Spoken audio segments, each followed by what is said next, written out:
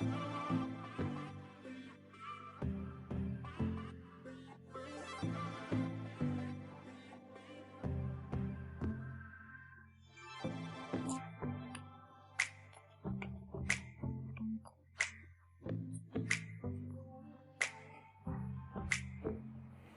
atravessava o corredor de uma enorme casa de madeira. Eu estava de mãos dadas com Roger. Quem é Roger? É um rapaz que eu havia começado a sair há apenas algumas semanas. Roger era um pouco atraente, mas muito bondoso, e me conduzia um olhar apaixonado, que me deixou menos apreensiva naquele momento. Eu não conseguia me lembrar como havia parado na casa dos pais de Roger. Eu só sabia que estava lá para conhecer sua família. De início, fiquei preocupada, com medo da impressão que eu pudesse causar. Afinal, eu não sabia nada sobre o meu novo companheiro e muito menos o que eu estava fazendo naquele local. Roger, eu não estou entendendo. Onde nós estamos? Eu o questionei. Mas ele estava distraído, sorrindo e mexendo nos cabelos. Desde o momento em que te conheci, senti que precisava trazer você para o meu mundo. E aqui estamos, no paraíso. E você não pode me amar sem conhecer aqueles que me fizeram ser a pessoa que está na sua frente. O cara ideal para você. Mas, Roger, eu não amo você. Nós nos conhecemos há apenas algumas semanas, respondi, mesmo não me lembrando de tê-lo conhecido, e muito menos do tempo que passamos juntos. Mas de alguma forma eu sabia. Estava na minha cabeça, como respostas prontas. Não demorou para acontecer. Logo eu cruzei o olhar com o meio-irmão de Roger, o Robert, e fiquei hipnotizada pelo seu olhar. Ele contraía a testa, espremendo os pequenos olhos azuis esverdeados. E então, sorria. Estranhamente, uma música começou a tocar. Parecia a cena de um filme romântico. As pessoas à minha volta mexiam-se lentamente e o foco agora estava todo sobre Robert. Envergonhada, eu cumprimentei os pais de Roger, me sentindo desconfortável com a situação, é claro. Mas os olhos esverdeados de Robert continuavam me encarando, me deixando corada. De repente, uma onda eletrizante passou por todo o meu corpo, transformando a ansiedade em excitação. O meu companheiro pegou em minha cintura, me arrastando calmamente ao encontro do homem à minha espera. Esse é meu irmão, Robert. Robert, essa é a mulher da minha vida, Rebecca. Quis enfiar a minha cabeça no chão para não ter de passar por aquilo. Foi quando eu percebi que estava vestindo uma roupa estranha, completamente diferente do meu habitual. E ao passar as mãos pelos meus cabelos, notei que estavam curtos e em uma tonalidade também diferente. Era um tom meio preto azulado. A música romântica recomeçou a tocar e eu procurava pela origem da melodia de forma nada discreta, ao mesmo tempo que achava a fala de Roger exagerada. Desculpe, eu fiquei emocionado. Eu não costumo me apaixonar dessa forma. Eu vou ao banheiro e já volto para fazer companhia a vocês. Principalmente para você, Rebecca. Eu não entendia como ele não havia notado todos aqueles efeitos clichês de filme de romance que insistiam em nos perseguir e direcionar o romantismo todo para o seu irmão. Ele não é homem para você. Tudo bem, mas como você pode dizer uma coisa dessas? Roger é seu irmão mais novo e eu estou com ele agora. Eu não faço ideia de como eu sabia que o Roger era o irmão mais novo de Robert. Eu o conheço há muito tempo e sei que uma mulher de verdade merece um homem de verdade que vai fazê-la suspirar e não bocejar. Ele pôs o vinho em uma taça e olhou para o chão de forma sensual. A tonalidade de seus fios eram de um castanho claro, tão desgrenhado, e eu não podia deixar de notar seu maxilar quadrado e como ele parecia pouco nutrido. Robert, eu acho você maravilhoso e sinto meu peito queimar quando você me olha, mas Fique comigo, Rebeca. Vamos fugir e deixar esses idiotas de eu lado. não posso. Eu preciso controlar os meus sentimentos. Você é tão maravilhosa que faz um homem preferir o inferno ao invés do céu, só para ficar com você. Foi o momento mais estranho de toda a minha vida. Ele citou uma das frases do meu filme favorito, Amor Além da Vida. Você me enfeitiçou, corpo e alma. E eu te amo. A partir desse momento, eu nunca mais quero me separar de você. Não cite orgulho e preconceito pra mim. E não espere que eu vá deixar o Roger pra ficar com você. À medida que o Robert se aproximava, a cena ficava em câmera lenta. A voz que interpretava a canção se preparava para o refrão quando eu me deixei ser tocada por ele. Robert pegou em minhas mãos com uma sutileza que reverberou pelo meu corpo todo. E eu senti o peito explodir de uma felicidade e eu queria abraçar aquele sentimento para sempre, mas a cena foi tomada por uma completa escuridão. Meu corpo mal podia se mexer e junto à música romântica eu ouvi um som de torneira aberta e a água caindo sobre os pratos. Finalmente a realidade foi voltando e uma luz quase me cegou. Eu estava parada em frente à pia da cozinha, com as mãos cobertas de espuma. Robert e Roger não existiam, não passavam de um sonho. E a música romântica tocava no rádio da cozinha. O que estava se passando em minha cabeça?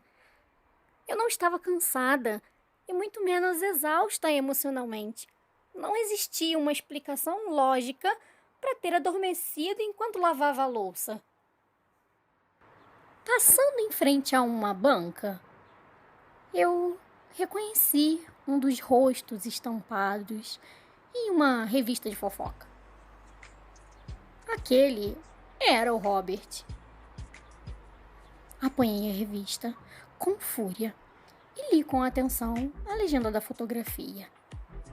Robert Pattinson dispara informações polêmicas sobre o seu passado em um dos filmes mais assistidos dos anos 2000. Mas é claro, o homem em meu sonho se tratava de um ator britânico. Eu havia conhecido em um dos filmes que a minha sobrinha me fez assistir um dia desses. Resolvi seguir o meu caminho e... Ei, menina, você esqueceu de pagar a revista. Desculpa, aqui está o dinheiro. Sabe, eu sou diarista e dependo desse emprego para pagar a minha faculdade de odontologia. Não posso perdê-lo. E até hoje eu não havia cometido nenhuma falha. Até eu dormir lavando a louça. Eu tive vários sonhos com Robert. Não conseguia parar de pensar nele. No segundo sonho, eu vestia roupas formais e trabalhava em uma grande empresa. Logo que os nossos olhos se encontraram, a maldita música recomeçou a tocar. O novo contexto agora se resumia a apenas eu apaixonada pelo meu colega de trabalho, interpretado pelo Robert, que também correspondia aos meus sentimentos e que não conseguia se distanciar da minha companhia, arriscando nossos empregos.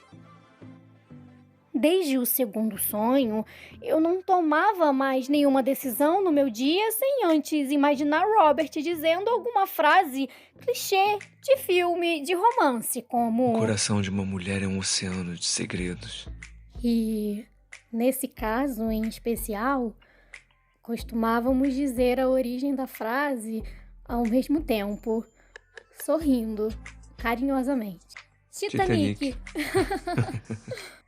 No terceiro sonho, estávamos em um filme dos anos 90. O quarto era um romance adolescente. E no quinto ele era o Batman. Cansada da minha vida, eu procurei respostas. Mas não respostas vindas de um profissional da área psicológica, mas sim do Google. Teclei: estou apaixonada por uma pessoa famosa. O que fazer? A resposta veio rápida. Alguns chamam de amor platônico, mas em casos extremos, erotomania. Também conhecida como síndrome de Clerambault. Um dos especialistas apontou algo que eu achei muito interessante. Ele informou que muitas das causas é a fuga.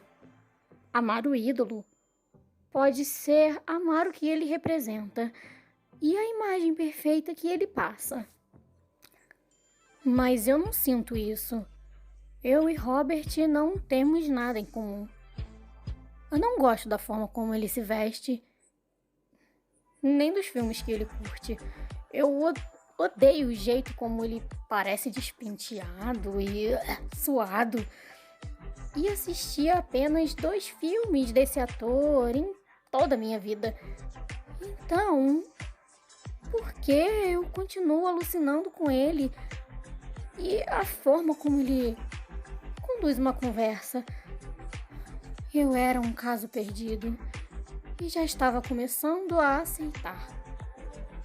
Foi quando eu me lembrei que eu sempre fui assim. Na infância, eu fui apaixonada pelo... Por favor, não riam. Eu fui apaixonada pelo Salsicha, o eterno companheiro do Scooby-Doo. Com 12 anos, eu me vi derretida pelo Eminem. E agora, 19 anos depois, quase terminando a faculdade, eu estou apaixonada pelo Robert Pattinson. Não queria ir a um psicólogo. Queria resolver esse problema sozinha, pois eu já havia resolvido antes. Eu não era mais apaixonada pelo Salsicha e nem pelo Eminem. O que foi que eu fiz para esquecê-los? O que eu tenho que fazer para deixar o Robert? Eu precisava encontrar um hobby para preencher o meu tempo. Mas... o quê? Eu estava limpando a cozinha de uma das casas em que trabalho, quando derrubei a fruteira. Me distraí pensando em como terminar com essa síndrome. Ao recolher as frutas e os vegetais, fixei o meu olhar para uma das cenouras. Mas é claro, as cenouras! Quando eu era mais nova, eu gostava de esculpir nas cenouras. E parando para lembrar, eu esqueci o Eminem depois que esculpi o seu rosto em uma cenoura. Eu precisava urgentemente esculpir o rosto de Robert e teria que ser nessa cenoura monstruosa. Desta vez, terminaria definitivamente com a minha síndrome. Rebecca, Robert, eu não aguentava ficar mais 1 minuto sem você. Eu precisava te visitar mais uma vez. Eu quero tê-la para sempre. eu também queria ser sua para sempre, mas eu não posso. O nosso amor está me atrapalhando a viver. Deixe-me beijá-la. Oh, Robert, não!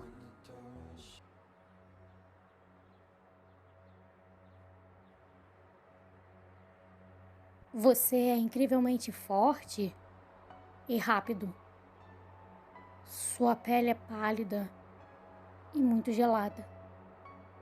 Seus olhos mudam de cor e às vezes você fala como se viesse de um outro tempo.